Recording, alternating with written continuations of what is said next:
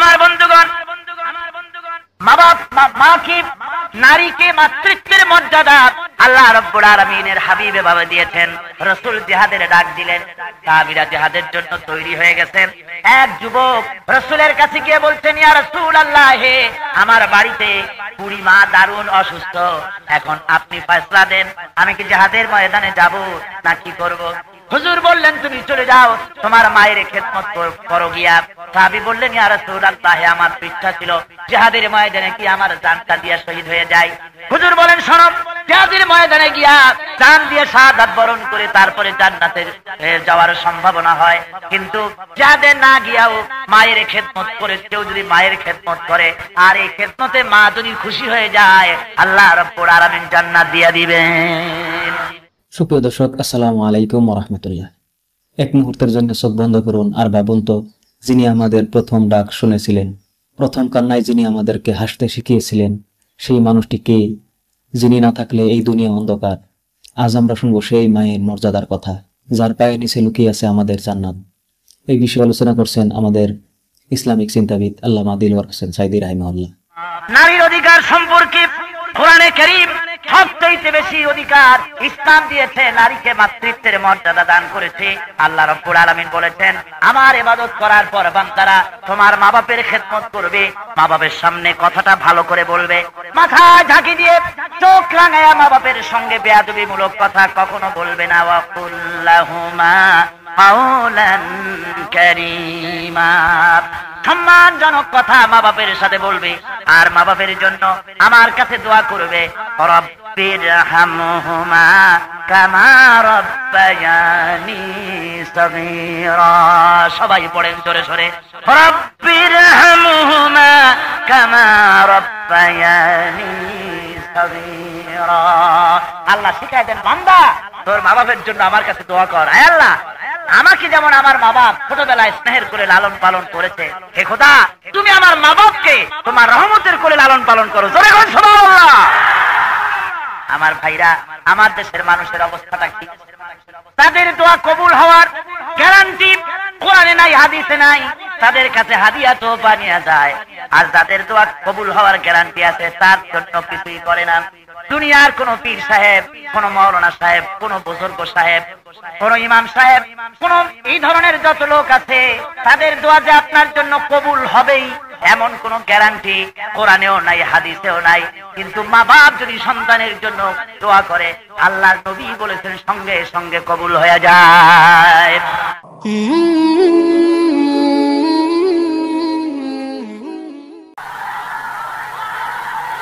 نحمده ونستعينه ونستغفره ونعوذ بالله من شرور أنفسنا ومن سيئات أعمالنا، من يهد الله فلا مضل له ومن يضلله فلا هادي له، ونشهد أن لا إله লক্ষ লক্ষ মুসলমান নরনারী কয়েকবার দুরুদ সালাম পড়ে তোমার দরবারে হাত তুলেছি, মেহেরবানি করে দুরুদ সালাম যখন সোনার মদিনায় নবী পাকের রওজা মুবারকে পৌঁছে দাও।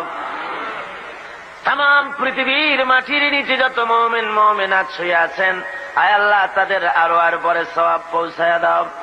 রব্বুল আলামিন, এ মাহফিলের আয়োজন যারা করেছেন আর শোনার জন্য যারা এসেছেন, কিয়ামতের দিন মুসিবতের সময় এ মাহফিল আমাদের সকলের জন্য নাজাতের জরিয়া বানিয়ে দিও আল্লাহ। ইয়া রব, करम तू अगर करे वो बात दे जुबां को जो दिल पर असर करे। ربنا تقبل منا إنك أنت السميع العليم وتب علينا إنك أنت التواب الرحيم. سبحان ربك رب العزة عما يصفون وسلام على المرسلين والحمد لله رب العالمين. محترم जनाब साहिब सदर, हजरात উলামায়ে কেরাম, সম্মানিত সুধী মণ্ডলী, উপস্থিত আমার দিনদার ইমানদার মুসলমান ভাইয়েরা, পর্দার আড়ালের মা ও বোনেরা, আসসালামু আলাইকুম ওয়া রাহমাতুল্লাহি ওয়া বারাকাতুহু। মহান মাবুদ, রাজাধিরাজ, সম্রাটের সম্রাট, আকাশ ও জমিনের একচ্ছত্র মালিক আল্লাহ রাব্বুল আলামিনের দরবারে অত্যন্ত বিনয় অবনত চিত্তে শ্রদ্ধা জড়িত কণ্ঠে শুকর আদায় করছি যে মহান মাবুদ কোরআনে কারীমের 5 দিন ব্যাপী তাফসীরুল কোরআন মাহফিলের আজকের এই শেষ দিনে আমাদেরকে শরীক হওয়ার তৌফিক দিলেন। স্বতঃস্ফূর্ত কণ্ঠে জোরে সোরে সবাই পড়েন আলহামদুলিল্লাহ। বন্ধুগণ, কোরআনে কারীম থেকে গত 4 দিন আপনাদের সামনে আলোচনা করা হয়েছে, আজকেও আলোচনা করা হবে ইনশাআল্লাহ। আল্লাহ রাব্বুল আলামিনের কালাম থেকে যেন আমরা শুনতে পারি এবং আখেরি মুনাজাত করে আল্লাহর কাছে জীবনের আকুতি কাকুতি যেন আল্লাহর কাছে জানাতে পারি। আল্লাহ যেন তৌফিক দেন, সবাই বলুন আমিন। আজকের বরকতপূর্ণ বিশাল মাহফিল থেকে আল্লাহর কোন বান্দাকে যেন শয়তান মুনাজাত থেকে এবং আজকের এই গুরুত্বপূর্ণ আলোচনা থেকে কাউকে যেন মাহরুম করে দিতে না পারে, সেজন্য আবার আপনারা আমার সাথে পড়েন আউযু বিল্লাহি মিনাশ শাইতানির রাজীম বিসমিল্লাহির রাহমানির রাহিম। বিতাড়িত মরদুদ শয়তানের ওয়াসওয়াসা থেকে পানা চাই, পরম করুণাময় আল্লাহ রাব্বুল আলামিনের নামে শুরু করা যাচ্ছে। ومن آياته أن خلق لكم من أنفسكم أزواجا لتسكنوا إليها وجعل بينكم مودة ورحمة। আল্লাহ রাব্বুল আলামিন বলেন, তোমাদের থেকে তোমাদের জোড়া তোমার স্ত্রীকে আমি তৈরি করেছি, আর এটা হলো আমার নিদর্শনের মধ্যে একটি নিদর্শন। তার ভেতরে তার কাছে তোমার শান্তি এবং ভালোবাসার সৃষ্টি করেছি, তুমি যেন তার কাছে শান্তি পাও। তোমাদের দুজনের ভিতরে প্রীতি, প্রেম আর ভালোবাসা, সহৃদয়তা, করুণার সৃষ্টি করেছি। ধরে বলেন সুবহানাল্লাহ। নারীর অধিকার সম্পর্কে কোরআনে কারীম সবচেয়ে বেশি অধিকার ইসলাম দিয়েছে, নারীকে মাতৃত্বের মর্যাদা দান করেছে। আল্লাহ রাব্বুল আলামিন বলেছেন, আমার ইবাদত করার পর বান্দারা তোমার মা বাপের খেদমত করবে, মা বাপের সামনে কথাটা ভালো করে বলবে, মাথা ঢাকি দিয়ে চোখ রাঙায়া মা বাপের সঙ্গে বেয়াদবিমূলক কথা কখনো বলবে না। ওয়া কুল্লাহুমা কাওলান কারীমা, সম্মানজনক কথা মা বাপের সাথে বলবে, আর মা বাপের জন্য আমার কাছে দোয়া করবে, রব্বিরহামহুমা কামা রব্বায়ানি সগীরা। সবাই পড়েন জোরে সোরে, রব্বিরহামহুমা কামা রব্বায়ানি সগীরা। আল্লাহ শিখায় দেন, বান্দা তোর মা বাপের জন্য আমার কাছে দোয়া কর। আয় আল্লাহ, আমাকে যেমন আমার মা বাপ ছোটবেলায় স্নেহের করে লালন পালন করেছে, হে খোদা তুমি আমার মা বাপকে তোমার রহমতের করে লালন পালন করো। জোরে বলুন সুবহানাল্লাহ। আমার ভাইরা, আমার দেশের মানুষের অবস্থাটা কি? তাদের দোয়া কবুল হওয়ার গ্যারান্টি কোরআনে নাই, হাদিসে নাই। তাদের কাছে হাদিয়া তো বানিয়ে যায়, আর যাদের দোয়া কবুল হওয়ার গ্যারান্টি আছে তার জন্য কিছুই করে না। দুনিয়ার কোন পীর সাহেব, কোন মাওলানা সাহেব, কোন বুজুর্গ সাহেব, কোন ইমাম সাহেব, কোন এই ধরনের যত লোক আছে, তাদের দোয়া যে আপনার জন্য কবুল হবেই এমন কোন গ্যারান্টি কোরআনেও নাই, হাদিসেও নাই। কিন্তু মা বাপ যদি সন্তানের জন্য দোয়া করে, আল্লাহর নবী বলেছেন সঙ্গে সঙ্গে কবুল হয়ে যায়। কেউ যদি তীর নিক্ষেপ করে, ওই তীরটা তার লক্ষ্য বস্তুর কাছে পৌঁছতে যত না দেরি হয়, তার থেকে দ্রুত গতিতে মানুষের দোয়া, মা বাপের দোয়া বা বদদোয়া আল্লাহর আরশে আজিম পর্যন্ত পৌঁছে যায়। জোরে বলেন সুবহানাল্লাহ। আমার ভাইয়েরা, রাসূলের কাছে এক সাহাবী এসে বলছেন, ইয়া রাসূলুল্লাহ, খেদমত করব কার? হুজুর বলেন, তোমার মায়ের। তারপরে কার? তোমার মায়ের। তারপরে কার? তোমার মায়ের। তারপরে কার? হুজুর বলেন, তোমার পিতার। মায়ের কথা কয়বার? 3 বার। সুবহানাল্লাহ বলেন। আমার বন্ধুগণ, মা বাপ, মাকে, নারীকে মাতৃত্বের মর্যাদা আল্লাহ রাব্বুল আলামিনের হাবিব এভাবে দিয়েছেন। রাসূল জিহাদের ডাক দিলেন, সাহাবীরা জিহাদের জন্য তৈরি হয়ে গেছেন।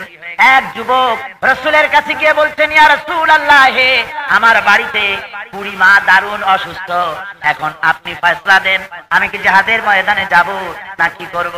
হুজুর বললেন, তুমি চলে যাও, তোমার মায়ের খেদমত করো গিয়া। সাহাবী বললেন, ইয়া রাসূলুল্লাহ, আমার তো ইচ্ছা ছিল জিহাদের ময়দানে কি আমার জানটা দিয়ে শহীদ হয়ে যায়।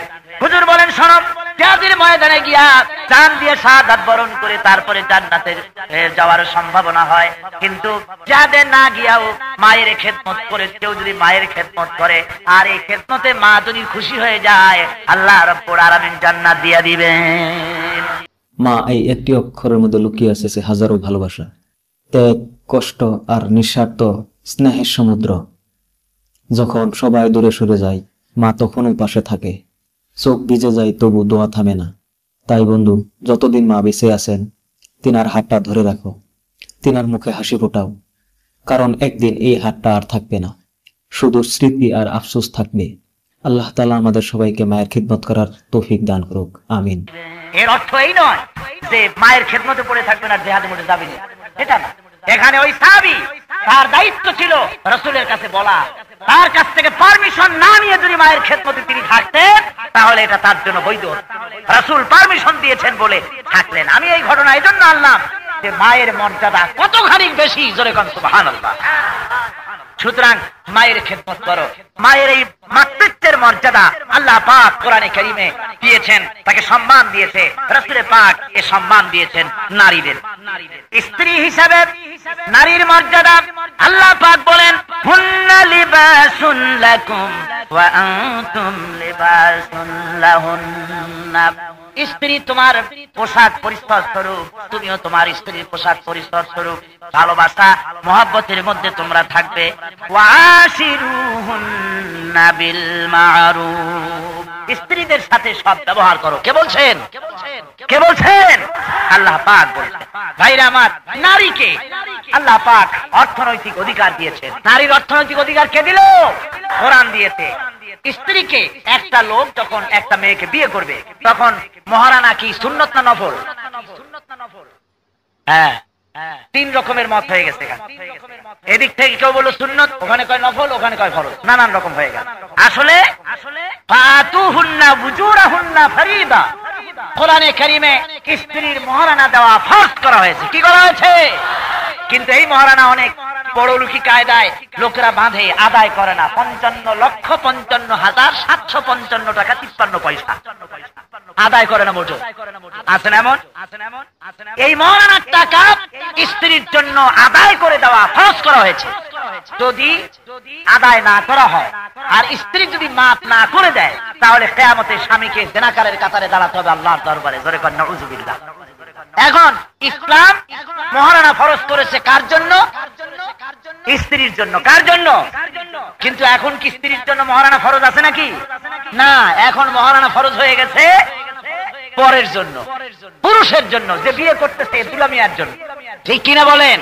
বিবাহ করতে গেলে এখন ডিমান্ড, বিয়ে করতে গেলে কালার টিভি, পাজেরো জিপ, এই নিউ মার্কেটে অথবা গাউসিয়া মার্কেটে 3-4টা দোকান, 5 লক্ষ টাকার ক্যাশ বা 10 লাখ টাকার ক্যাশ, দুবাইতে চাকরি, এই সব দিয়ে দেওয়া। তার মানে এত কিছু, এইটাই হলো তার আসল। বউ পায় ফাও, এই জন্য বউয়ের সাথে কোনো ভালোবাসা হয় না। যেহেতু তার উপলক্ষ ছিল ছেলের বাপে ছেলে পাস করাইছি, পরীক্ষা দিয়েছে, বিরাট ছেলে হয়েছে, এই ছেলেকে ফাঁদ পেতে আরেকজনের মেয়ে নেওয়ার জন্য বিরাট এক ফাঁদ পেতে এই টাকা নেওয়ার এক ষড়যন্ত্র। এইভাবে করে যখন বিবাহ হলো, ভালোবাসা সৃষ্টি হলো না, ভালোবাসা গিয়ে পড়লো টিভির দিকে, গাড়ির দিকে, টাকার দিকে, বাড়ির দিকে, চাকরির দিকে, ক্যাশের দিকে। স্ত্রীকে যৌতুকের কারণে অনেক স্বামী গলা টিপে হত্যা করেছে, মারামারি হয়েছে, বহুত হয়েছে। হয়েছে কিনা কর? আপনারা জেনে রাখুন, ইসলামী শরীয়তের বিধান হচ্ছে কন্যা পক্ষের কাছ থেকে ডিমান্ড করে, চাপ সৃষ্টি করে কোন জিনিস আদায় করা হারাম। হারাম। শুকরের মাংস খাওয়া যেমন হারাম, পায়খানা খাওয়া যেমন হারাম, কন্যা পক্ষের কাছ থেকে চাপ সৃষ্টি করে আদায় করে নেওয়া তেমন হারাম। এই যৌতুক হারাম কে করেছে? ইসলাম করে দিয়েছে। সুতরাং ইসলাম নারীকে মর্যাদা দেয় নাই তো কে দিয়েছে মর্যাদা? ইসলাম নারীকে কি দিল? মর্যাদা দিয়েছে। আমার ভাইরা, আমার দেশের একজন বিচারপতি, সুপ্রিম কোর্টের প্রধান বিচারপতি ছিলেন এক সময়। তিনি ঢাকায় এক সেমিনারে বক্তৃতা করলেন যে ইসলাম নারীকে ঠকিয়েছে। কিরকম? যে একটা ছেলে সমান দুইটা মেয়ে, একটা ছেলে যা পাবে দুইটা মেয়েতে তাই পাবে, নারীকে ঠকানো হয়েছে। এরপরে পত্রিকায় বেরোলো। আমি এরপরে এক বক্তৃতায় আমি বলেছিলাম যে এই জাতির জন্য চরম দুর্ভাগ্য যে এমন একজন ইসলাম সম্পর্কে মূর্খ লোককে সুপ্রিম কোর্টের চিফ জাস্টিস করা হয়েছে। এটা মুসলমানদের জন্য দুর্ভাগ্য। তিনি এখন হিন্দু, বৌদ্ধ, খ্রিস্টানদের সাথে মিলামিশা একটা ভর্তা বানাবার চেষ্টা করতেছেন হিয়ার দত্তকে নিয়ে। নাম আমি তাকে টানলাম না এখানে। সুতরাং আমি বলতে চাই ওনার এই কথা জানা নাই। কোরআনে কারিমে নারীকে না পুরুষকে দুইটা মেয়ের সমান একটা ছেলেকে দিয়েছে। এক জায়গায় আল্লাহ ছেলেকে বেনিফিটেড করেছেন, কিন্তু মেয়েকে দিয়েছেন আল্লাহ 5 জায়গা। মেয়েকে দেওয়া হলো কয় জায়গা থেকে? মেয়ে এক জায়গায় পাইলো, ছেলের ভাইয়ের এক ভাই 2 মেয়ে, 2 বোনের সমান এক ছেলে। কিন্তু এই ছেলে পেল শুধু পিতার কাছ থেকে, আর মেয়ে পায় পিতার কাছ থেকে, মায়ের কাছ থেকে, স্বামীর কাছ থেকে, ভাইয়ের কাছ থেকে, এই 4-5 জায়গা থেকে মেয়ে পায়।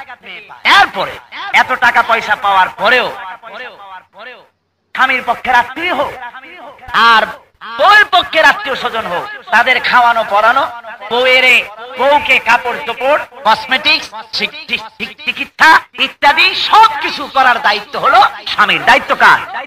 মেয়েকে আপনি আপনার স্ত্রীকে মহারানার সব টাকা আদায় করে দিলেন, এই টাকা দিয়ে ব্যবসা করে যদি স্ত্রী কোটিপতিও হয়, আল্লাহ পাক বলেছেন তার থেকে কপটক তুমি ফিরাই নিও না। আর সংসারের সবকিছুর দায় দায়িত্ব স্বামীর উপরে। এখন কি ইসলাম নারীকে ঠকালো না জিতালো? কোন ইসলাম কি করেছে? ইসলাম নারীকে জিতায়, কোথাও ঠকায়। এরপরে ইসলাম তালাকের অধিকার দিয়েছে। অনেকে তালাকের কথা শুনলে পরে নাসিকা কুঞ্চিত করেন, বহু বিবাহের কথা শুনলে নাসিকা কুঞ্চিত করেন, নাক শিকায় তোলেন। বহু বিবাহের কথা শুনলে স্বামী আর একটা বিয়ে করলে এটা দারুণ অপরাধ, কিন্তু স্ত্রী ছাড়া আরো যদি কেপ থাকে, রক্ষিতা থাকে, আরো যদি অনেকগুলি নারীর সাথে আনাগোনা থাকে, তাহলে সেটা সরকার বা বর্তমান আইনে কোনো বাধা নাই। দ্বিতীয় বিবাহ করলেই মুসিবত। তালাকের ব্যাপারে ইসলাম নারীকে অধিকার দিয়েছে। যারা এই অধিকার পায় নাই, যেসব ধর্ম, তারা কত নির্যাতনে আছে তারাই জানে। ইসলাম নারীকে অধিকার দিয়েছে। স্বামী যদি নপুংসক হয়, স্বামী যদি অকর্মণ্য হয়, স্বামী যদি জালিম অত্যাচারী হয়, স্বামী যদি উন্মাদ এবং পাগল হয়, তাহলে স্ত্রী কোর্টের মাধ্যমে নিজের বিবাহকে ভঙ্গ করে অন্য স্বামী গ্রহণ করার মতো পাওয়ার ইসলাম তাকে দিয়েছে। জোরে কোন আলহামদুলিল্লাহ। তাহলে ইসলাম কি ঠকাইলো না জিতাইলো? কি করেছে? জোরে কোন। এরপরে স্বামী স্ত্রী যদি ঝগড়া বাঁধে, যদি স্বামী স্ত্রী মনোমালিন্য হয়, দেখেন আল্লাহ কিভাবে মীমাংসা করছেন। আগে কোন সুবহানাল্লাহ। ইসলাম চায় না যে স্বামী স্ত্রীর ভেতরে মহব্বতে কোন ফাটল ধরুক, ইসলাম তা আদৌ চায়। আল্লাহ রাব্বুল আলামিন বলেন, স্বামী স্ত্রীর ভিতরে যদি কখনো কোনো মনোমালিন্য ঘটে যায়, আল্লাহ পাক বলেন ওয়ালা তানসুল ফাতলা বাইনাকুম, এই মন খারাপ হওয়ার সাথে সাথে কোনো চূড়ান্ত সিদ্ধান্ত নিতে যেও না। তুমি চিন্তা করো, আজকে একটা ব্যবহার সে খারাপ করেছে, কিন্তু এর থেকে অনেক ভালো ভালো গুণ তার মধ্যে আছে। এই সব গুণের চিন্তা করে আজকের অপরাধ ক্ষমা করে দাও। জোরে কান সুবহানাল্লাহ। ইসলাম নারীকে ঠকালো না জিতালো? আল্লাহ রাসূল বলেছেন আদ-দুনিয়া কুল্লুহা মাতাউন ওয়া খায়রুল মাতা'id দুনিয়া ইমরাত সালিহাত। আল্লাহর নবী বলেন तमाम পৃথিবী সবকিছু হলো সম্পদ, এই সমস্ত সম্পদের ভিতরে শ্রেষ্ঠ সম্পদ হলো সৎ ন্যায়পরায়ণা প্রতিসাথী স্ত্রী। জোরে বলেন সুবহানাল্লাহ। রাসূল এটাকে শ্রেষ্ঠ সম্পদ বলে। আমার বন্ধুগণ, এরপরে ইসলাম নারীকে সব অধিকার দিয়ে তাকে বলেছে পর্দায় থাকতে। কোথায় থাকতে বলেছে? পর্দায়। মুমিনদেরকে বলেছেন কুল্লিল মুমিনিনা ইয়াগুদ্দু মিন আবসারিহিম। হে নবী, মুমিন পুরুষদের বলে দেন তারা যেন তাদের চক্ষুকে পরনারী থেকে নিম্নগামী করে রাখে। কুল্লিল মুমিনাতি ইয়াগুদ্দুনা মিন আবসারিহিন্না, মুমিনা মেয়েদেরকে বলুন তারা যেন পরপুরুষ থেকে নিজেদের চক্ষুকে নিম্নগামী করে রাখে। কে বলেছেন? আল্লাহ। কেন? চোখের দারুণ দোষ আছে। এই চোখ দিয়ে, চোখ এতই বিষাক্ত, রাসূল বলেছেন মানুষের চোখের দৃষ্টি এটা বিষাক্ত তীরের চাইতেও মারাত্মক। এই জন্য আমাদের দেশে দেখবেন বেগুনের ক্ষেতে, কদুর ক্ষেতে, কপির ক্ষেতে লোকেরা কুমিল্লা, নোয়াখালী, ফরিদপুর সব জায়গায় দেখে, সেখানে তারা এই ক্ষেতের মধ্যে একটা কালো হাড়িতে চুনের ফোঁটা দিয়া টানায় রাখে। রাখি কিনা কন? এটা এই জন্য যে লোকেদের এর উপরে চোখ পড়লে বলবে যে ওরে বাবা এত কদু, এত বেগুন। এই কথা বলার পরে ওর নাকি একটা আসর হয়, ফল টল নষ্ট হতেও পারে। মানুষের চোখের নজর এতই খারাপ। সেই জন্য নারীর প্রতি পুরুষের আকর্ষণ এটা স্বাভাবিক। এই আকর্ষণ সৃষ্টি হয়ে যেন তার প্রতি কোনো কুনজর না করে, সেজন্য ইসলাম বলেছে তাকে পর্দায় রাখার জন্য। এই জন্য আল্লাহ পাক দেখেন যত ভালো ভালো খাদ্য সব আল্লাহ পর্দা করে দিয়েছে। কলা ভালো খাবার না খারাপ খাবার? এই কলাটা আল্লাহ প্যাকেট করে দিয়েছেন না? আনারসটা প্যাকেট করে দিয়েছেন না? কথা বলেন না কেন? আমটা প্যাকেট করেছেন না? লিচুটা প্যাকেট করেছেন না? সব পর্দা করে দিয়েছেন আল্লাহ। এই গোপাল ভোগ, রানী ভোগ, তারপরে ল্যাংরাম। ল্যাংরাম তো দারুণ মিষ্টি, এটার নাম যে ল্যাংরা কেন রাখলো আমার বুঝে আসে। এই ল্যাংরাম, এই সব ভালো ভালো আমগুলি যদি কোনো ক্রেতা মনে করে যে এ তো খুব ভালো জিনিস, যারা কিনবে তাদের জন্য ব্যাপারটা সহজ করে নিয়ে যায়। সবরি, কলা, ল্যাংরা আম, কাঁঠাল সব খিলাইয়া তারপরে যদি বাইতুল মোকাররমের সামনে নিয়ে বসে, কেউ কিনবে? জোরে বলেন, কিনবে? কিনবে তো নাই। এরপর এর উপরে পড়বে কি? মাছি, তাও কিন্তু কোন জাতের মাছি না। কি জাতের মাছি? একদম বেকায়দা। সুতরাং জিনিস যত ভালো আল্লাহ তাকে পর্দা করে রেখেছে, আল্লাহ কভার করে রেখেছে। নারী হলো পৃথিবীর সবচাইতে শ্রেষ্ঠ সম্পদ। কে বলেছেন? আল্লাহ, রাসূল বলেছেন। কে বলেছেন? এই শ্রেষ্ঠ সম্পদকে আল্লাহ হেফাজত করতে বলেছেন, নারীকে পর্দা করতে বলেছেন। পর্দার মানে এই না যে তাকে 10 হাত শাড়ি দিয়া জড়াইয়া, পোরখা দিয়া পেঁচাইয়া, পলিথিন দিয়া প্যাকেট করিয়া তারপরে মুরগির খোপে আটকায় ছড়ে, এর নাম পর্দা না। পর্দার আরবি শব্দ হলো হেজাব। পর্দার আরবি শব্দ কি? হেজাব। হেজাব শব্দের আবিধানিক এবং পারিভাষিক অর্থ হচ্ছে এই যে নারীকে পর পুরুষের সাথে অবাধ মেলামেশা থেকে তাকে রক্ষা করা, এর নাম পর্দা, হেজাব। সুতরাং নারীকে বোরখা পড়তে বলা হয়েছে, কোরআনে কারিমে চাদর পড়তে বলা হয়েছে। এই যে চাদরটা পরবে, একটা ওড়না পরার কথা মৌলানা সাহেবের ফতোয়া নয়, পীর সাহেবের অনুরোধ নয়, কোন মুফতি সাহেবের আরজ নয়। প্রত্যেকটি বয়সপ্রাপ্তা নারী একখানা এমন চাদর পরবে যে চাদরটা পরলে পরে তার মাথা, গলা, বুক ঢেকে যায়, এমন একটা চাদর পরা আল্লাহ পাক সূরা নূরে ফরজ করেছেন। কি করেছেন? জোরে বলেন কি? নামাজ রোজা পড়া যেমন ফরজ, মেয়ে লোকদের, বয়সপ্রাপ্তা মেয়েদের একটা চাদর ব্যবহার করা, মাথা, গলা, বুক থেকে একটা চাদর পরা আল্লাহ রাব্বুল আলামিন ফরজ করে দিয়েছেন। আজকে এই ফরজকে উঠায় দেওয়ার জন্য টেলিভিশনে চলছে আন্দোলন। টেলিভিশনে যত নাটক হয়, নাটক করতে যত মেয়েরা আসে, বিজ্ঞাপন দেখাতে যত মেয়েরা আসে, আস্তে করে তাদের মাথার কাপড়, বোরখা নাই, বোরখা তো থাকার প্রশ্নই নাই, কোনো চাদরও নাই। আজকাল একটা ওড়না যদিও ব্যবহার করে মেয়েরা, গামছার মতো গলার উপরে ফেলাইতো একবার, অথবা গলার উপর দিয়ে মাফলারের মতো পিছনে ফেলাইছিল, এইগুলি করে, অথবা মোটেই চাদর দিল না, এমনি করে টিভির মাধ্যমে গোটা জাতির থেকে পর্দা উঠায় দেওয়ার বিরাট ষড়যন্ত্র চলছে। এটা কি বলুন? ষড়যন্ত্র। এই ষড়যন্ত্র থেকে ষড়যন্ত্রকে রুখে দাঁড়াতে হবে। এ ব্যাপারে কথা আমি সামনে বলবো ইনশাআল্লাহ। নারীরা সৌন্দর্যের প্রদর্শনী করতে পারবে না, আল্লাহ পাক নিষেধ করে দিয়েছেন। রাসূল বলেছেন, নিসাউন কাসিয়াতুন আরিয়াতুন মুমিলাতুন মাইলা। এক শ্রেণীর মহিলা আসবে কিয়ামতের আগে, যারা বস্ত্র পরিধানকারিণী, উলঙ্গিনী হবে, কাপড়ও পরবে আর উলঙ্গ হবে, অর্থাৎ এমন পাতলা কাপড়, টেলিভিশন মার্কা। কথা বুঝতে পেরেছেন? ভীষণ পাতলা কাপড় পরে তারপরে তারা রাস্তায় বেরোবে। এগুলিকে হারাম করা হয়েছে। এগুলি কি? আল্লাহ রাব্বুল আলামিন বলেছেন, ওয়াকারনা ফি বুয়ুতিকুন্না ওয়ালা তাবাররাজনা তাবাররুজাল জাহিলিয়াতিল উলা। জাহালাতের যুগের নারীরা যেমন করে চলাফেরা করেছে, তোমরা তেমন চলাফেরা করো না। তোমরা তোমাদের ঘরে থাকো, ঘরের মধ্যে থাকো। ঘরের মধ্যে থাকো মানে কি? ঘরের মধ্যে আটকায় রাখবেন, মেয়ে লেখাপড়া করবে না তা নয়। ঘরের মধ্যে থাকার অর্থ হলো ঘরের পরিবেশ রক্ষা করো। ঘরে থাকলে ঘরের থাকে দরজা আছে, জানালা আছে, ভেন্টিলেশন আছে, আছে না ঘরের? আছে কিনা কর? বাইরে যখন যাবে নারী, ঘরের এই পরিবেশটা যেন তোমার থাকে। তার মানে কি ঘরদারে মাথায় নিয়ে মেয়ে লোক যাবে বাইরে? না, এর অর্থ হলো একটা বোরকা পরো। বোরকা পরলে বোরকার দরজাও আছে, বোরকার জানালাও আছে, আছে না? এরকম একটা পরিবেশ নিয়ে যাও। আমি আপনাদের বলি, এই দেশে নারীর মুখে অ্যাসিড নিক্ষেপ করার যত ঘটনা ঘটেছে, আপনারা আমাকে বলেন তো, একটাও বোরকা পরা মেয়ে লোকের মুখে অ্যাসিড পড়েছে এমন ঘটনা জানেন তো? বলেন। আপনারা বুঝতে জানেন আছে এমন ঘটনা? কোন বোরকা পরিহিতা মেয়ের মুখে অ্যাসিড কোনদিন পড়ে নাই। কোন বোরকা পরিহিতা মেয়ের প্রতি কোন বোকাটা ছেলে কোন অসভ্য কথা ছুড়ে মারে নাই, ঠিক কিনা বলেন?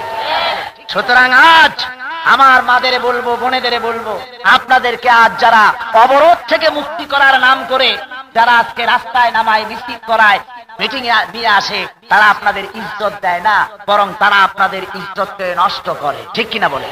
জোরে বলেন ঠিক কিনা? আমার বন্ধুগণ, ইসলাম নারীকে শিক্ষার অধিকার দিয়েছে। রাসূল বলেছেন প্রত্যেকটি মুসলমান পুরুষ এবং নারীর জন্য বিদ্যা শিক্ষা করা কি ফরজ। সে যুগে নারীরা কত ইসলাম সম্পর্কে কত গভীর জ্ঞান রাখতেন তার একটা ঘটনার মাধ্যমে আপনারা জানতে পারবেন। হযরত আব্দুল্লাহ বিন মুবারক রাহমাতুল্লাহ আলাইহি, তিনি হজ করে জবরদস্ত মুহাদ্দিস, তিনি তার কথা না জানে পৃথিবীতে এমন কোন আলেম নাই। তিনি হজ করে ফিরতেছেন, এমন সময় তিনি দেখেন বাইতুল্লাহর পাশে একটা বুড়ি মেয়ে লোক পড়ে আছে চাদর মুড়ি দিয়ে। উনি পাশে গিয়ে বললেন, লোকটা মরলো নাকি? কাছে গিয়ে বলছেন আসসালামু আলাইকুম। ওই বুড়ি মেয়ে লোকটা ওয়ালাইকুম আসসালাম না বলে তিনি জবাব দিলেন কোরআন দিয়া। কি দিয়া জবাব দিলেন? মেয়ে লোকটি বললেন সালামুন কাওলাম মির রাব্বির রহিম, পরম করুণাময় আল্লাহ রাব্বুল আলামিনের পক্ষ থেকে আপনার প্রতি শান্তি কথিত হোক। ওই মুহাদ্দিস সাহেব বললেন, মা হজ হয়ে গেছে, লোক সব চলে গেছে, আপনি এখানে পড়ে আছেন কেন? মেয়ে লোকটি কোরআনের আরেকটি আয়াত পাঠ করলেন। তিনি পড়লেন মাইয়ুদলিলিল্লাহু ফালা হাদিয়া লাহু, আল্লাহ যাকে পথভ্রষ্ট করে দেন তাকে কেউ হেদায়েত করতে পারে না। এই কথা বলে মেয়ে লোকটি এই কথা প্রমাণ করলো, আমি হজ করতে আসছিলাম, পথ হারায় ফেলছি, এখন আমি যাব কোথায়? মুহাদ্দিস সাহেব তখন জিজ্ঞেস করলেন, মা পথ হারা অবস্থায় কয়দিন আছেন আপনি এখানে? মেয়ে লোকটি কোরআন পড়ে জবাব দিয়ে দিলেন সালাসা লায়ালিন সাবিয়া, এর অর্থ হলো 3 রাত পূর্ণ হয়ে। মুহাদ্দিস সাহেব জিজ্ঞেস করলেন, মা 3 রাত এখানে পড়ে আছেন, আপনার খাবারের পানের আপনি পানাহারের ব্যবস্থা করেন, কি ব্যবস্থা, কি খান আপনি? মেয়ে লোকটি কোরআন শরীফের আরেকটি আয়াত পাঠ করে তার জবাব দিলেন আল্লাযী হুয়া ইউতঈমুনি ওয়া ইয়াসকিন, ওই মহান আল্লাহ রাব্বুল আলামিন তিনি আমাকে পানাহারের বন্দোবস্ত করেন। মুহাদ্দিস সাহেব বললেন, মা আপনি আমার কাছে কিছু খাবার আছে, এর থেকে একটু খাইয়া নেন। মেয়ে লোকটি তখন কোরআন শরীফের আরেকটি আয়াত পাঠ করে জবাব দিলেন। মেয়ে লোকটি ওই প্রশ্নের জবাবে বললেন সুম্মা আতিম্মুস সিয়ামা ইলাল লাইল, তোমাদের রোজাকে তোমরা সন্ধ্যা পর্যন্ত পূর্ণ করো। এর অর্থ হলো মেয়ে লোকটি বুঝাতে চাইলো যে আমি রোজা রেখেছি, সন্ধ্যার আগে আমি কিছু খাইতে পারবো না। মুহাদ্দিস সাহেব বললেন, মা এটা তখন রমজানের রোজা না, নিশ্চয়ই নফল রোজা রেখেছেন। আর নফল রোজা কেন, ফরজ রোজাও তো সবরের হালতে ভাঙা যায়, আপনি খান না কিছু? মেয়ে লোকটি তখন কোরআনের আরেকটি আয়াত পাঠ করে জবাব দিয়ে দিলেন ওয়া আনতাসুমু খায়রুল লাকুম ইন কুনতুম তা'লামুন, যদি তোমরা নফল রোজা রাখো তাহলে তা তোমাদের জন্য অত্যন্ত কল্যাণকর হবে যদি তোমরা এটা জানো। অর্থাৎ আমি রোজা রেখেছি, আল্লাহ আমাকে এর দ্বারা বরকত দিবেন, আমি রোজা ভাঙবো না।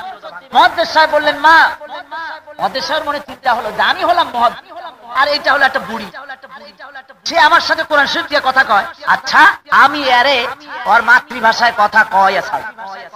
বলছে, মা আপনার বাড়ি কই? মুহাদ্দিস সাহেবের ধারণা যে এই কিসের মধ্যে কি বলে কোরআন শরীফের মধ্যে কোন গ্রামের নাম নাই, এইবার ঠকায়। বুড়ি কিন্তু বাড়ি কোথায় তা ঠিক করে কোরআন শরীফ দিয়ে জবাব দিয়ে দিলেন। মেয়ে লোকটি বললেন সুবহানাল্লাযী আসরা বিআবদিহি লাইলাম মিনাল মাসজিদিল হারাম ইলাল মাসজিদিল আকসা। আয়াত দ্বারা বুড়ি প্রমাণ করলো যে আমার বাড়ি বাইতুল্লাহ, আসছি হজ করতে মসজিদুল হারামে, মসজিদুল আকসার কাছে আমার বাড়ি। মুহাদ্দিস সাহেব মনে করলেন সুবহানাল্লাহ, এমন বিদুষী মহিলা হালায় ফিরে গেলে আমার গুনাহ হবে। বললেন মা আমার কাছে উট আছে, আপনি যদি রাজি হন উটের পিঠে উঠাই আপনার বাড়ি আমি পৌঁছায় দিয়ে আসি। আপনি রাজি আছেন? মেয়ে লোকটি কোরআনের একটি আয়াত পাঠ করে সম্মতি জানালেন। ওয়া ইন তাফআলু মিন খায়র ইয়ালামুহুল্লাহ। আয়াতের অর্থ হলো আপনি যদি কোনো ভালো কাজ করেন তাহলে নিশ্চয়ই আল্লাহ তা জানবেন এবং এই জন্য আল্লাহ আপনাকে পুরস্কৃত করবেন। আমার বন্ধুগণ, এবার মুহাদ্দিস সাহেব উট খাড়া করে দিয়েছেন, মেয়ে লোকটি উটের পৃষ্ঠে উঠতেছেন, মুহাদ্দিস সাহেব এইভাবে তাকায় আছে। বুড়ি তখন আরেকটা আয়াত পাঠ করে শোনালেন, কুল্লিল মুমিনিনা ইয়াগুদ্দু মিন আবসারিহিম। এর অর্থ হলো নবী মুমিন পুরুষদের বলে দেন তারা যেন তাদের চক্ষুকে পরনারী থেকে নিম্নগামী করে রাখে। বুড়ি এই আয়াত পড়ে বুঝাতে চাইলেন মুহাদ্দিস সাহেব, আমি বুড়ি মানুষ, উটের পৃষ্ঠে উঠতে গিয়ে না জানি বেসতর্ক হয়ে যেতে পারি, দয়া করে চক্ষুকে নিম্নগামী করেন। ভাইরা আমার, মুহাদ্দিস সাহেব লজ্জা পেলেন, উটের রশি ধরে টানতে টানতে চলে গেলেন। তারা যখন যেতে যেতে সেদিন তারা চলে গেলেন বাইতুল আকসার কাছে। যখন যেদিন তারা পৌঁছে গেলেন একটা কাফেলার সঙ্গে দেখা হয়ে গেল। মুহাদ্দিস সাহেব তখন বলছেন, মা আপনার কি কোনো ছেলে পেলে আছে নাকি? মেয়ে লোকটি জবাব দিলেন কোরআন পড়িয়া, আল মালু ওয়াল বানুনা জিনাতুল হায়াতিদ দুনিয়া। মাল, ধনসম্পদ, সন্তান সন্ততি এগুলি হলো দুনিয়ার সৌন্দর্য, আল্লাহর দান।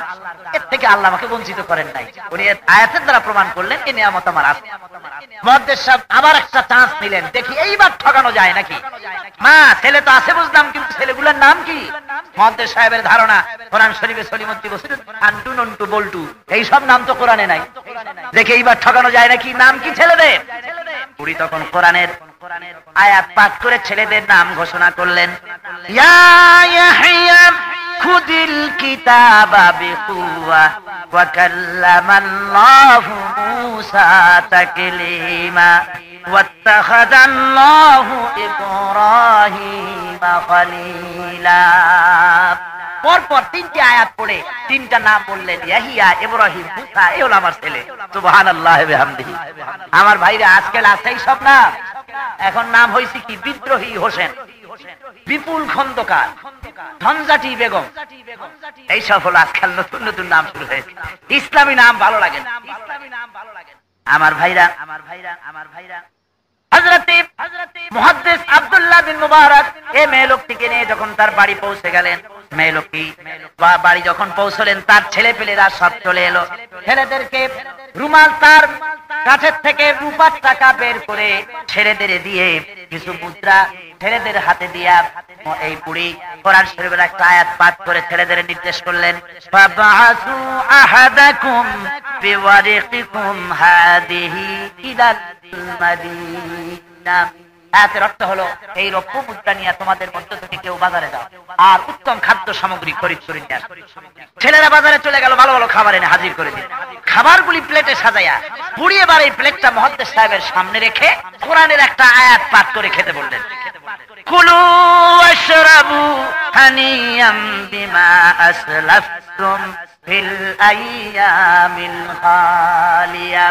আয়াতের অর্থ হলো বিগত দিনে তুমি আমার জন্য যে পরিশ্রম করেছো তার জন্য কিছু পানাহার গ্রহণ করো।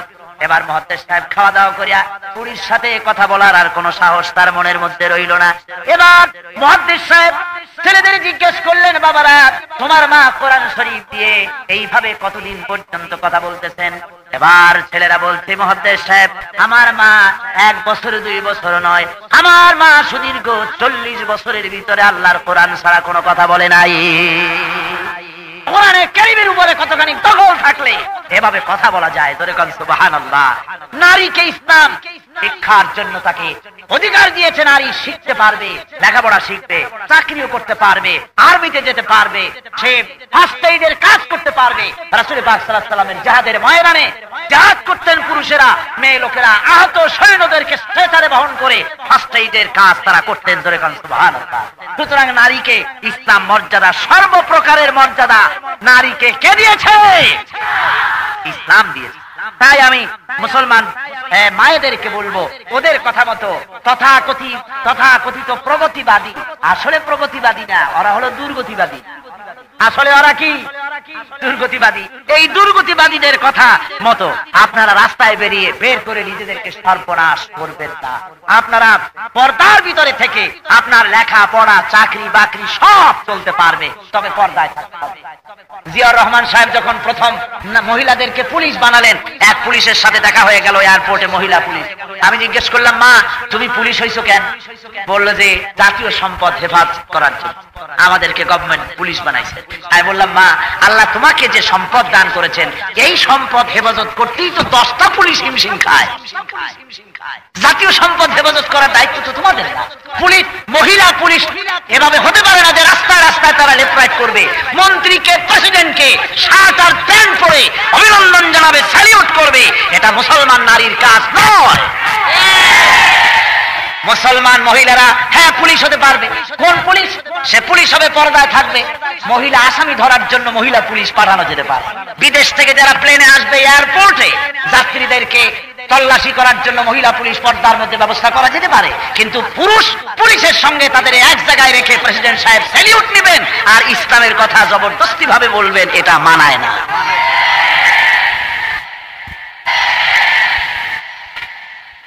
আমার বন্ধুগণ, সুতরাং আজ নারীদের ইজ্জত রক্ষার জন্য যা করা দরকার তা হলো বখাটে ছেলেদের উৎপাতকে বন্ধ করার জন্য, তাদেরকে শায়েস্তা করার জন্য বাংলাদেশ প্যানেল কোড সংশোধন করা প্রয়োজন। প্রয়োজনে এই সংশোধন করে বখাটে ছেলেদেরকে ব্যত্রদণ্ড প্রকাশ্য ময়দানে দেওয়া উচিত। কি বলেন, ঠিক কিনা? এই কাজটা, এ ব্যাপারে পুলিশ মিডিয়ার বিরাট দায়িত্ব পালন করতে পারে। পুলিশের উপরে যে ক্ষমতা দেওয়া আছে, তারা যদি সেই ক্ষমতা পালন করতে পারত, দেশে অন্যায় হতে পারত না। ঠিক কিনা? কর যারা বলেন ঠিক কিনা? কিন্তু পুলিশ সারা রাত জীবনকে বাজি রেখে আসামি ধরে নিয়ে আসে, চোর ডাকাত সন্ত্রাসী ধরে নিয়ে আসে জীবনকে বাজি রেখে। এরপরে যখন কোর্টে আসে, তখন কোন মন্ত্রী অথবা নাম করা কেউ টেলিফোন করে বলল, হ্যালো এসপি সাহেব, কারে ধরছে আপনার ওসি? অমুক নান্টু মিয়া। সে তো আমার দলের লোক, ছাড়িয়ে দেন মিয়া। ছেড়ে দিল। খুনি আসামি পুলিশে ধরলো কষ্ট করিয়া, তারে কোর্টের থেকে ছেড়ে দেওয়া হলো। এরপরে পুলিশের জীবন নিয়ে টানাটানি হয়। ঠিক কিনা? কর ঠিক কিনা? সুতরাং দুষ্টের দমন, শিষ্টের পালন, এটাই হওয়া উচিত। আজকে পুলিশ এবং বিডিআর জওয়ান ভাইয়েরা তারা বিরাট গুরুত্বপূর্ণ দায়িত্ব পালন করতে পারেন। নারীর সতীত্ব হেফাজতের দায়িত্ব তারা নিতে পারেন। বখাটে ছেলেদেরকে তাদেরকে শাসন করে দেশকে একটা সুন্দর সুখী রাষ্ট্রে পরিণত করার চেষ্টা তারা চালাতে পারেন। এ ব্যাপারে আসলে চরিত্র যখন ধ্বংস হয়, তখন তো কিছুই বাকি থাকে না। থাকে নাকি? কি বলেন, থাকে? আর জাতীয় চরিত্র ধ্বংস করার জন্য বাংলাদেশ টেলিভিশন সবচাইতে গুরুত্বপূর্ণ ভূমিকা পালন করছে। বলেন ঠিক কিনা? জোরে বলেন ঠিক কিনা? টেলিভিশনের অবস্থা দেখলে কি মনে হয় জানেন? আমার মনে হয় বাংলাদেশের সরকারের এই পাওয়ারফুল মিডিয়া, প্রচার মিডিয়া, এইটাকে বাংলাদেশ গভর্নমেন্ট কয়েকটা নাস্তিক কমিউনিস্টদের হাতে টেলিভিশনকে ইজারা দিয়ে দিয়েছেন। আর এই নাস্তিকেরা নাটক তৈরি করে, নাটকের মাধ্যমে গোটা জাতিকে দ্বিধা বিভক্ত করার অপচেষ্টা চালাচ্ছে।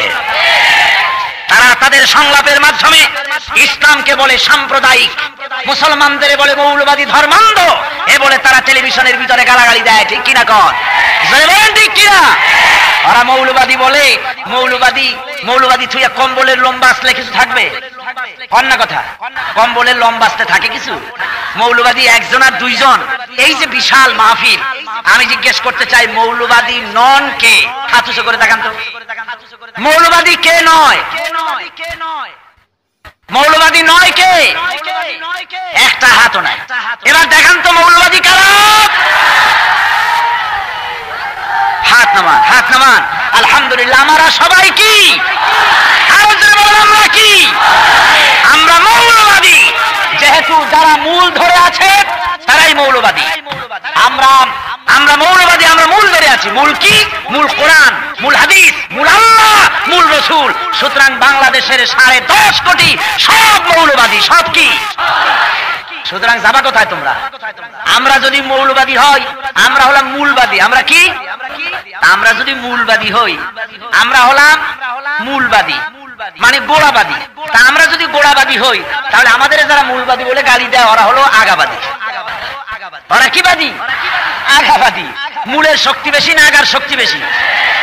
সুতরাং তোমরা যারা গুটি কতক লোক মৌলবাদী করে গাল দাও, ওই আগায় আগায় থাকো চুপ করিয়া। বেশি যদি বিরক্তি করো, মূল ধরে আছে 10.5 কোটি, আস্তে নাড়া দেবে, ছিটকে গিয়ে দিল্লি পড়বা, জায়গা এখানে হবে।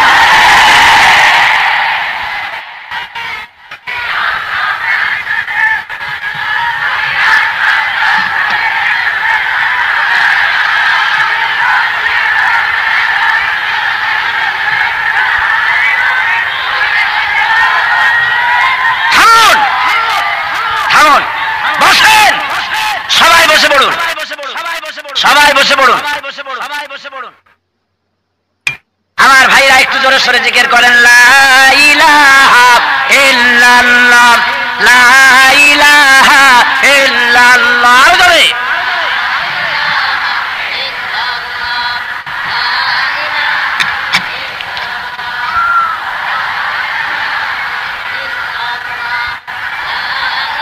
বসুন, বসে পড়ুন।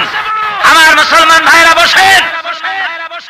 এত বড় বিশাল মাহফিল আমরা আর একবার পাবো এরকম নিশ্চয়তা আছে নাকি কিছু? আল্লাহ ভালো জানেন। আমি যদি আরো আধা ঘন্টা কথা বলি তাহলে আপনারা নারাজ হবেন নাকি? জি, আসলে শোনেন, আসলে শুনুন। আমার ওই লম্বা বক্তৃতা করার তো অভ্যাস না। ওই যে সেই এক ব্যক্তি যার অভ্যাস ছিল চোখ বুঝে ওয়াজ করা, তো মাঠ ভর্তি মানুষ চোখ বুঝে ওয়াজ করতেছে। এখন হঠাৎ রাত 2:30টার সময় চোখ খুলে দেখে একজন, পাশে এক লোক বসা। কয় যে মিয়ারা, এই গ্রামের মানুষ সব মুনাফিক, আমার এই ওয়াজের মধ্যে ভালাই থুইয়া সব বাড়ি যায় খাতা গায়ে দিয়ে ঘুমাইছে। তুমি মিয়া বড় মোমেন মানুষ, এতক্ষণ ধৈর্য ধরে আমার ওয়াজ শুনছো। ওই লোকটা কয়, হুজুর আমি কে এমনি এমনি শুনি, আমি তো মাইকের অপারেটর, আপনি মাইকও ছাড়েন না, আমিও যাই না। তা আমি এইভাবে আপনাদেরকে জবরদস্তি করে বক্তৃতা শোনাবার অভ্যাসই আমার নাই। আমি জরুরি আরো কিছু কথা আছে, তাই বলে এই বিশাল জনতা নিয়ে আল্লাহর কাছে দোয়া করব, কেউ যেন এত বড় মুনাজাত থেকে নিজেকে মাহরুম করবেন না, শয়তানরে খুশি করবেন না আল্লাহরে। সুতরাং মাহফিল থেকে চলে যাওয়ার মতো হতভাগ্য নিজের কপালকে পোড়াতে চেষ্টা করবেন না। এত বড় বিরাট মাহফিল, এর মধ্যে মুনাজাতে শরীক হওয়ার জন্য সবাই চেষ্টা পান। এরপরে আমি বলতে চাই, ইসলাম নারীর অধিকার দিয়েছে, শ্রমিকের অধিকার দিয়েছে, অমুসলমানের অধিকার দিয়েছে কে? জোরে কন্যা। ইসলাম দিয়েছে। ধর্মনিরপেক্ষতাবাদীরা কয় কি? তারা বলে ইসলাম যদি রাষ্ট্র, শুধু রাষ্ট্র ধর্ম ইসলাম হয়েছে, ইসলামের রাষ্ট্র তো হয় নাই। বলেন না হয়েছে কি? রাষ্ট্র ধর্ম ইসলাম আমরা কেউ চেয়েছি? বলুন। রাষ্ট্র ধর্ম ইসলাম মানে হলো ইসলাম চলবে রাষ্ট্রের কথা মতো। বোঝেন কথা? রাষ্ট্র ধর্ম ইসলাম ব্যাখ্যা দিয়ে কাম নাই, অল্প কথায় বোঝেন। রাষ্ট্র ধর্ম ইসলাম মানে ইসলাম চলবে রাষ্ট্র দিয়া, আর ইসলামী রাষ্ট্র কোন ব্যাখ্যার দরকার নাই, সোজা কথা, রাষ্ট্র চলবে ইসলাম দিয়ে। আমরা চাই কি? ইসলামী রাষ্ট্র। কি চাই? রাষ্ট্র ধর্ম ইসলাম চাই না। সুতরাং রাষ্ট্র ধর্ম ইসলাম করা হয়েছে এইটুকু। তাও আবার প্রধানমন্ত্রী পার্লামেন্টে বক্তৃতা করেছেন সেই সময় সমাজতন্ত্রীদেরকে খুশি করার জন্য যে রাষ্ট্র ধর্ম ইসলাম এবং ইসলামী রাষ্ট্র দুটি কথার মধ্যে গালফ অফ ডিফারেন্স। আমরা ইসলামী রাষ্ট্র করি নাই, রাষ্ট্র ধর্ম ইসলাম আমরা করেছি মৌলবাদীদেরকে ঠেকাবার জন্য। মনে আছে কথা? তাহলে ইসলামী রাষ্ট্র করা হয় নাই, শুধু রাষ্ট্র ধর্ম ইসলাম করা হয়েছে এতটুকুনের জন্য। এদেশের একজন ধর্মনিরপেক্ষতাবাদীর ধ্বজাধারী তিনি বললেন এইটুকুনি নাকি এদেশ থেকে 35,000 হিন্দু পলায় গেছে ভারতে। আর ভারতের স্বরাষ্ট্রমন্ত্রী বললেন আমার কাছে একজনেরও লিস্টি নাই। তাহলে ভারতের স্বরাষ্ট্র মন্ত্রণালয়ের দায়িত্ব বোধহয় বাংলাদেশে কেউ পালন করে নাকি? আজীব তামাশা। বন্ধুগণ, অমুসলিমের অধিকার দিয়েছে কে?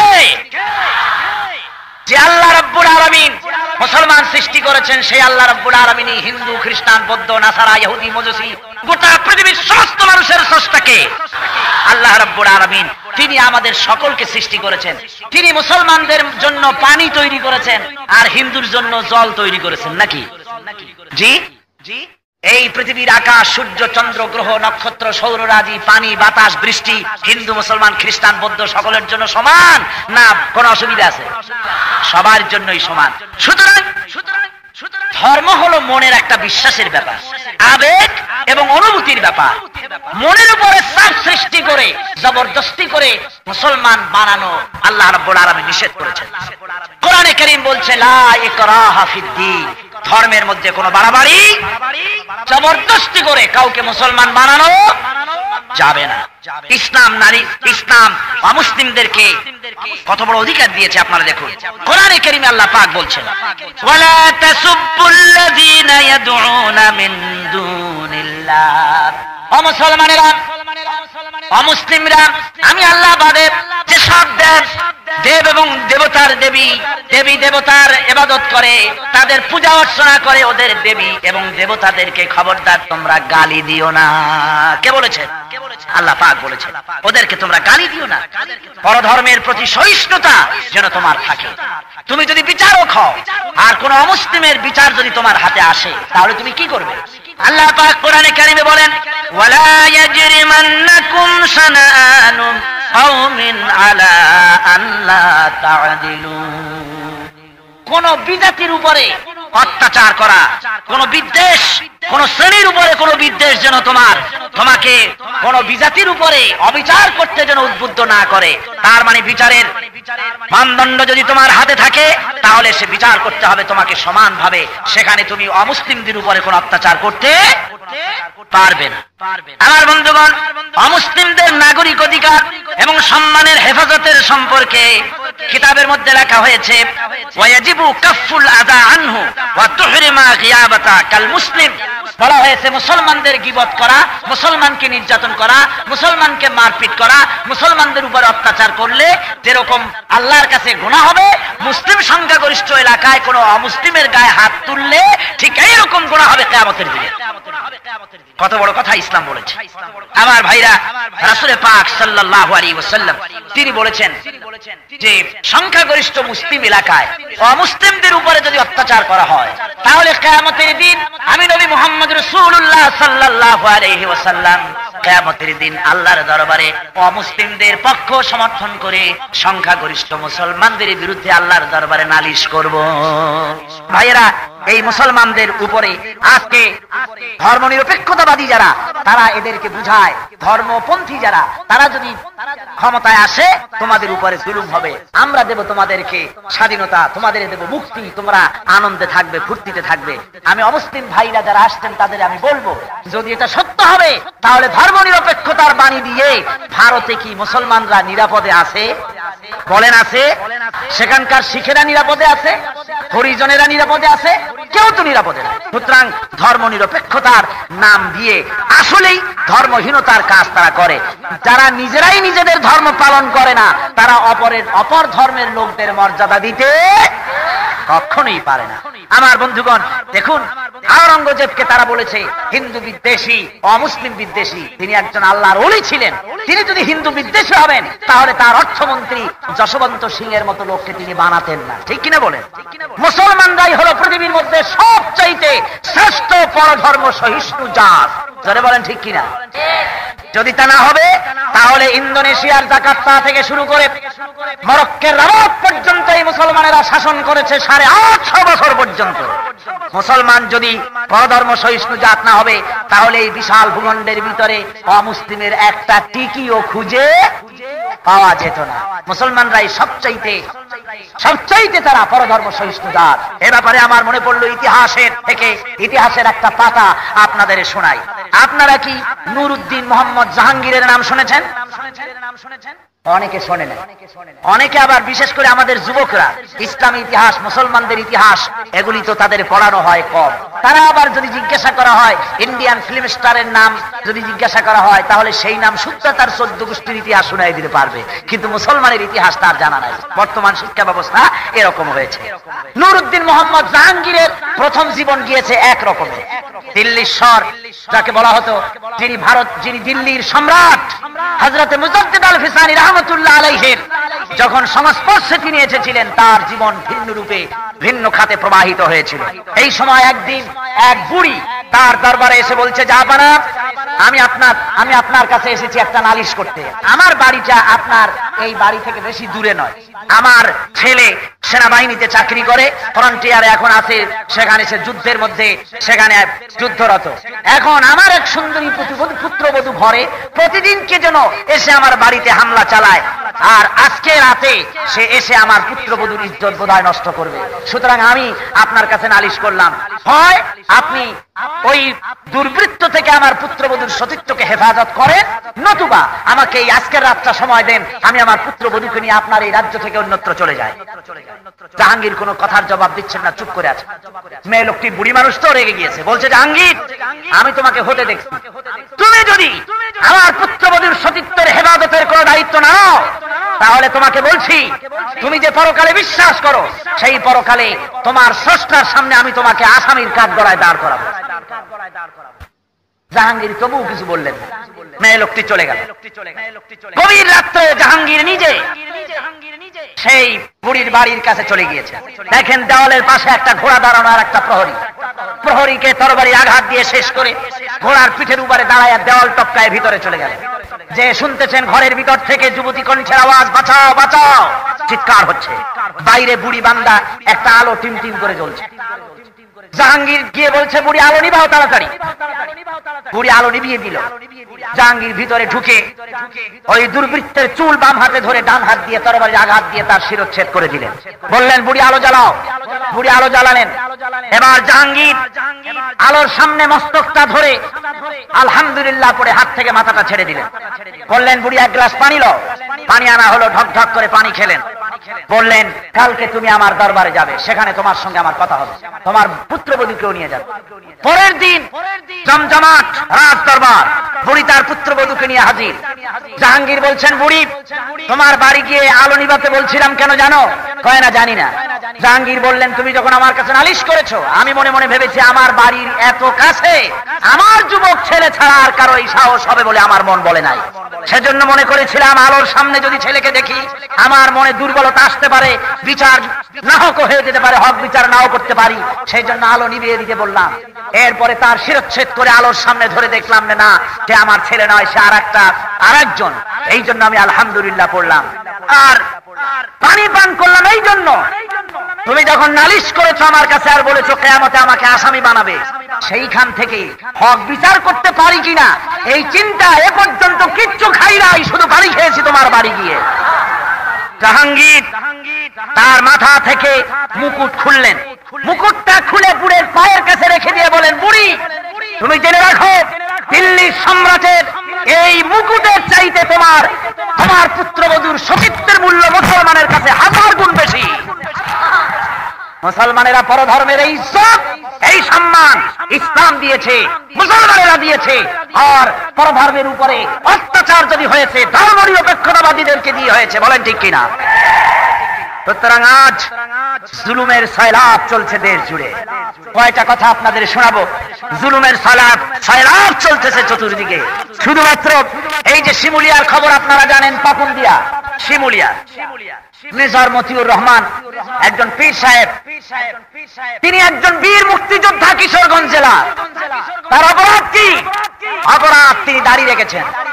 তার অপরাধ তিনি লম্বা জামা গায়ে দেন। তার অপরাধ তিনি নামাজি, তিনি পরহেজগার, মানুষের কাছে ইসলামের কথা বলেন। শুধুমাত্র একটা অমুসলিম তার আচরণে খুশি হয়ে ইসলাম কবুল করেছিলেন। এরপরে তার বাপ কেস করে এদেশের একটি রাজনৈতিক সংগঠনকে সাথে করে নিয়ে পুলিশের সহযোগিতায় নারকীয় হত্যাকাণ্ড করে 19 জন মুসলমানকে দুনিয়া থেকে বিদায় করেছে। এর চাইতে জঘন্যতম হত্যাকাণ্ড ইতিহাসে পাতায় বাংলাদেশে আর কখনো হয়নি। শুধু তাই নয়, মেজর মতিউরকে চিকিৎসার নামে পুলিশি নির্যাতন চালানো হচ্ছে পিজি হসপিটালে।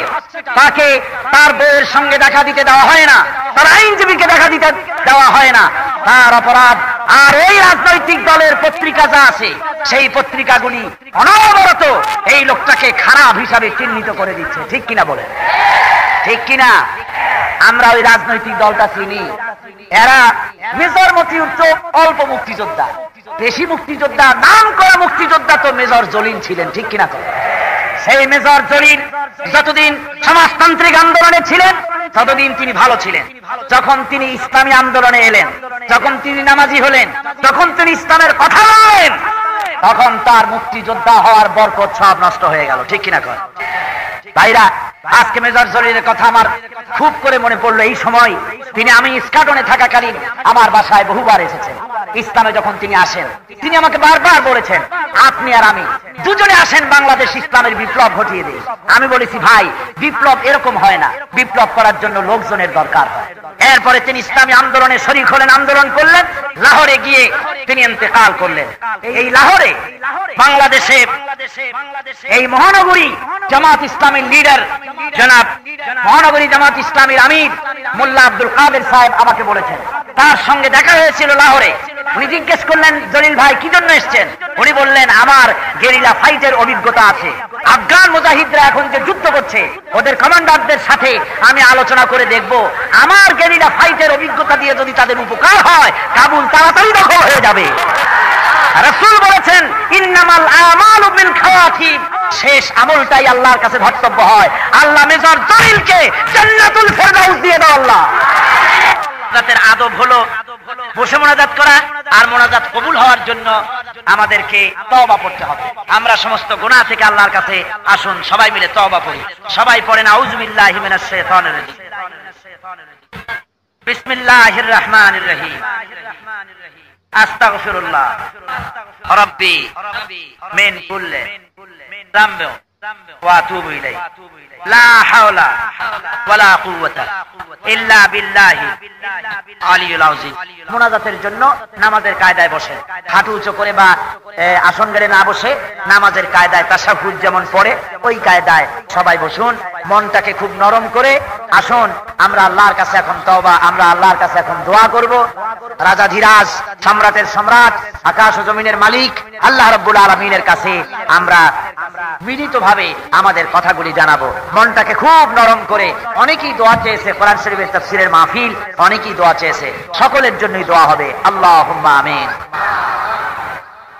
রব্বানা যালামনা আনফুসানা ওয়া ইন লাম তাগফির লানা ওয়া তারহামনা লানাকুনান্না মিনাল খাসিরিন।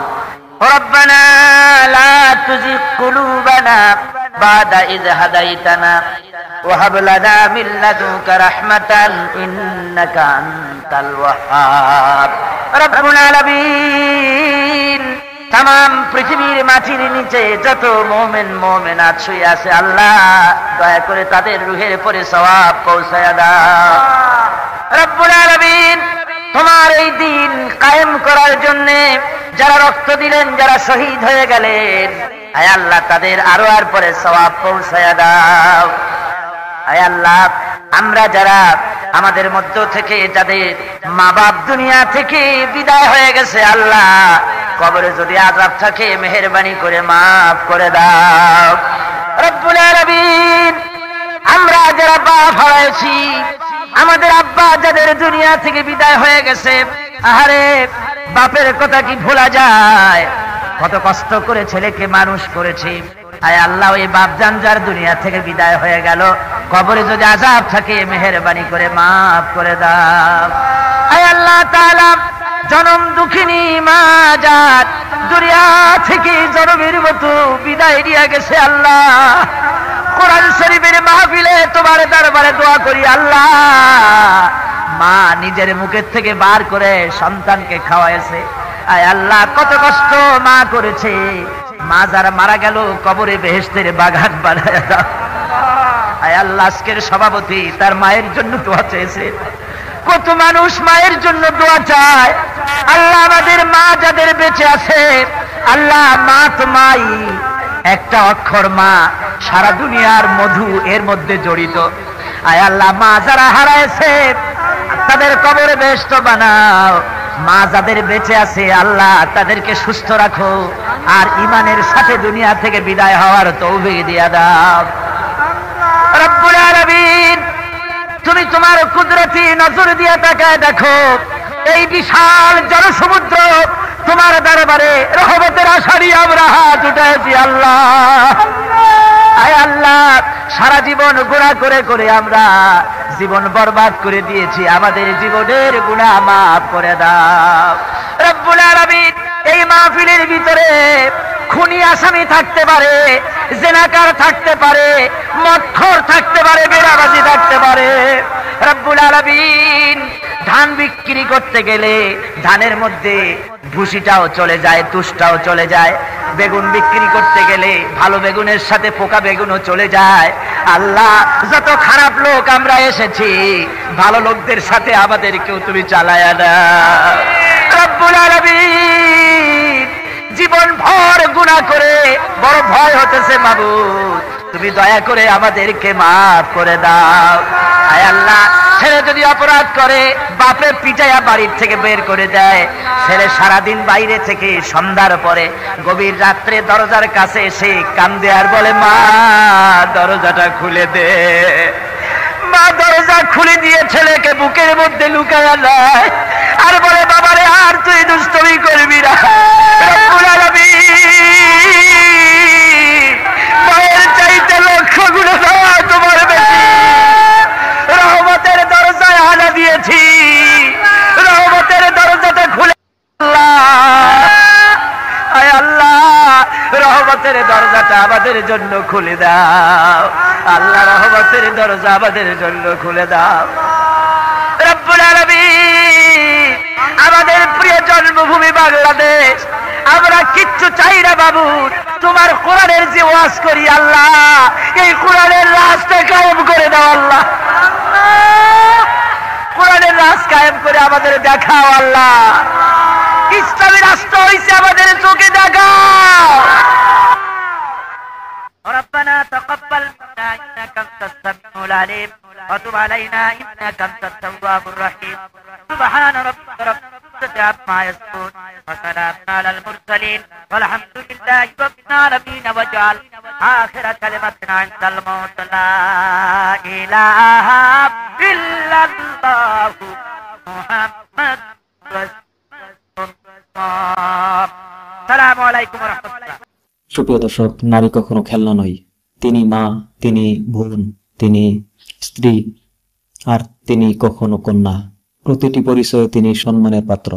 ইসলাম নারীদেরকে মাথা নত করায়নি, বরং তিনাদের মর্যাদা এত উঁচুতে তুলেছেন যেখানে পৌঁছানো পুরুষের পক্ষে কখনো সম্ভব নয়। তাই আসুন, নারীর প্রতি সম্মানকে কেবল মুখের কথা নয়, জীবনের বাস্তবতায় পরিণত করি। কারণ যে সমাজ নারীদের মর্যাদা দেয়, সেই সমাজের উপর আল্লাহর রহমত নাজিল হয়। সুপ্রিয় দর্শক, আপনারা দেখছেন আমাদের চ্যানেল জান্নাতের পথ। আমরা ছড়িয়ে দিচ্ছি ইসলামের লুকিয়ে থাকা সৌন্দর্য, জ্ঞানের আলো আর হৃদয় জাগানো বার্তা। ভিডিওটি ভালো লাগলে লাইক দিন, শেয়ার করুন এবং সাবস্ক্রাইব করে আমাদের পাশেই থাকুন। আসসালামু আলাইকুম ওয়া রাহমাতুল্লাহ।